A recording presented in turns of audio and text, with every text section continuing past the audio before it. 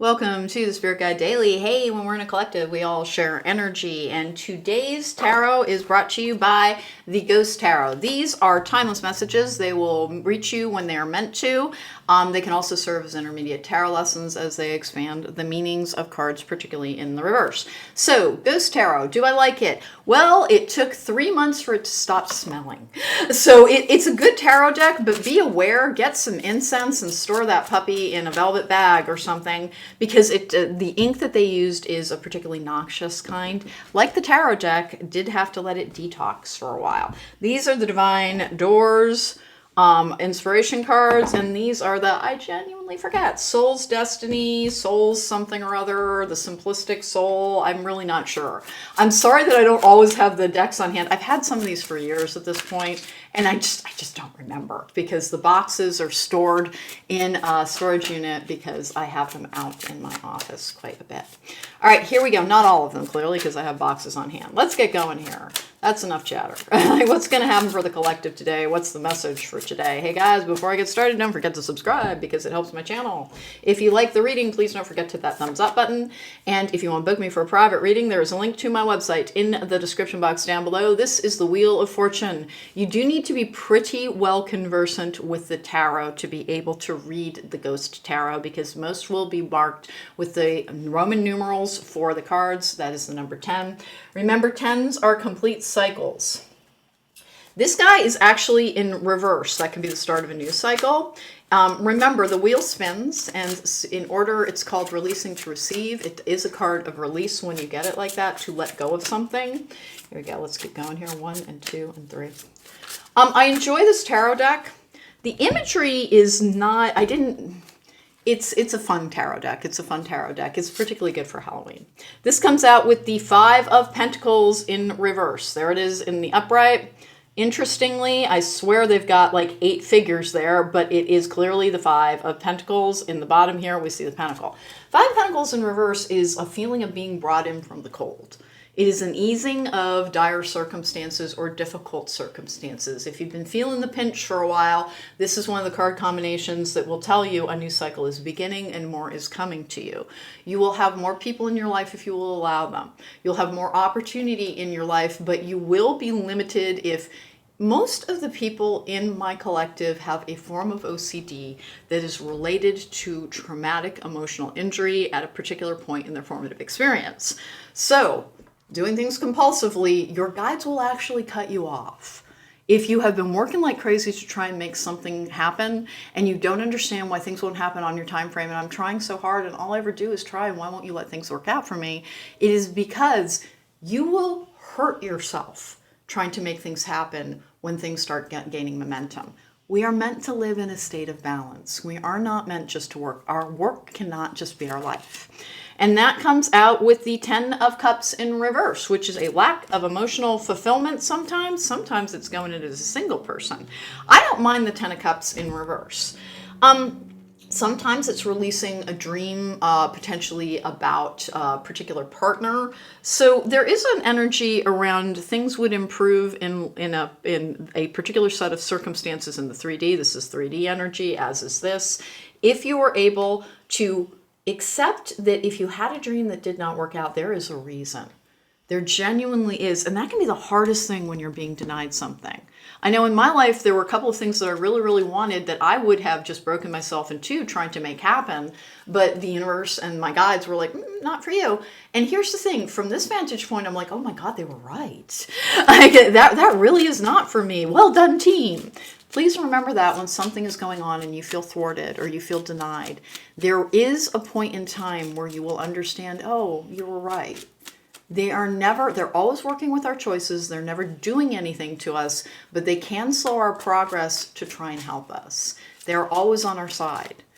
And people get really, really upset because when you believe in spirit guides and you believe in something beyond this, they want an explanation for, but why did have bad things happen to me? Here's the thing. There are people throughout this globe who live in dire circumstances, who don't have clean drinking water. That's the one I go to a lot because I drink a lot of water, who do not have the basic necessities. They're exactly like you are.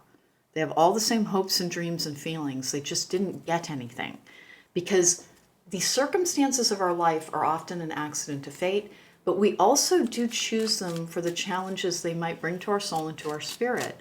And if you can't believe that your soul or your spirit asked for a particular challenge, it did. Because it is not overly invested in the difficulty of life. It is invested in the journey and trying to make the soul's progress that you wanted to before you came here. So here's the thing. If you've been getting your butt kicked up and down the block, maybe it's because in your heart of hearts, you wanted to be able to access your warrior spirit, to never give up, and to see yourself as resilient and strong rather than the football that the universe has been kicking your entire life. Because if you keep getting up, what that means is not, because life will knock you down. Other people will. They don't have control over absolutely everything. We are not puppets on a string. We do need to be able to face difficulties and challenges and disappointment and to keep going. Here we go. Bless this space. Your sacred space holds the soul to bear. Palo Santo or sage will clear the air. Hey, yo, be a little careful with that. Let's use, you can burn ground up star anise, which clears all sorts of things as well. You can use different forms of incense. Celestial incense is good for clearing. And why am I saying that? Both white sage and Palo Santo are becoming endangered because they are part of a spiritual practice, particularly for white sage. That is part of indigenous beliefs, and it is endangered. So reach for something else when and if you can. And you can do sound clearing on top of things, because everybody knows sage is like the cosmic bleach. It takes out everything. Palo Santo brings in divine energy. But you can replicate those exact same things if you use different ingredients. Be a little flexible in your approach to things and understand that there is more than one answer for clearing for anything. If you are not part of an indigenous process and a belief system, perhaps consider something other than sage. You can use copal as well. Here we go. Let's get going. 1 and 2 and 3. And that's not to scold anybody. It's just, the difference between cultural appropriation and cultural appreciation is whether or not you're interacting with something with true respect. And if you are depleting something that is truly needed in a spiritual practice, that is not actually respecting it. So be a little careful with that. We have illumination, which is things being brought to light. So this is an interesting one because it's not about what's coming for you. It's what you're being asked to learn how to cope with, which is the disappointments of the past and understanding that the things that didn't work out for you, the things that left you disappointed or feeling like you'd been thwarted a little bit, were actually to make space for something else. And please understand that you are always blessed and you are never truly alone. And the problem that people run into when they hear that they're protected, please stop confusing the word protected with pampered. If you've had a hard time, if you've had rough circumstances, please take stock of, have I always had a bed to sleep in? Have I always had enough to eat? Do I have a place to shower? Because that's what protected really actually is. It means that your body and soul will be kept together as you continue on your journey. But it may not mean luxury, abundance, and and all sorts of sumptuous things raining down upon you. If you're trying to learn the lessons of the importance of a spiritual journey, you may have had many material things stripped away. Doesn't mean you won't ever get them back. And we are given the life that will truly make us happiest. If you're a cushy person, you like a cushy life is coming to you after you understand that the cush of that life is not what makes life worth living. It's just an added bonus. Find the resonant joy in your experience as a human soul that cannot be replicated. You are truly unique. Nobody else has your viewpoint. You are truly unique.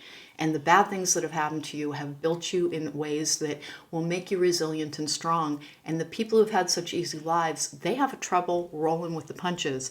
And the true survivors of this world say, okay, well, there's another battle. Good thing I have my sword. That was the Spirit Guide Daily for today. Take care. Be well. If you want to book me for a private reading, there's a link to my website in the description box down below.